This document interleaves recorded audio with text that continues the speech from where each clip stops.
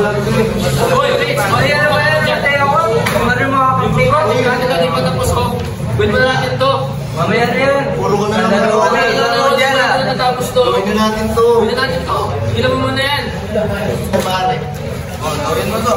Gawin mo muna yan. Gawin mo muna. Ito, complete. Good morning, sir. Thank you, sir. Diba may deadline na pinagawa ko project sa inyo? Sir.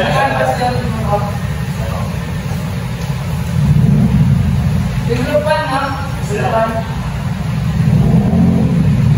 Ba? Ba't ang daming kulang? Tapos, kumabakal nyo isa dito. Wala si Mamukod. Sir? Anong nangyari? Yung po sila ipag-open sa amin, sir. Puros na po sila. Yung po sila. Ba? Kuya ng Mamukod? Tulong ako, di ba? Gusto mo bumaksak ka? Bumalik ka? Hindi po ako that time. Hindi po ako nag-away. Pakuha na.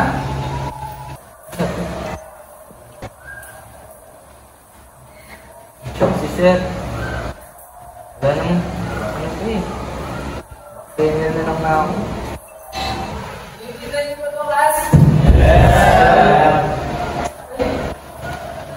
Basta ko na. So, red time. Good day, class. Good day, sir. Na, magsak ka sa akin. Ang dami mo kulang na activity tsaka performance. Paano mo magagawa yan to? Gusto mo bang bumalik? Diba ako na pala pinagsabihin na kita ayusin mo? Ano? Wala kang pakialam sa pag-aaral mo? Ganyan na lang? Ano yung pwede kong gawin para makakali ako? Alam mo sa sarili mo yan, kahit hindi ko sabihin. Makako mo, sir. Huwag kang mangako, gawin mo na lang. Bawi na po ako sa Gawin mo na lang, huwag kang mangako. Grabe, ang dami kong bagsak.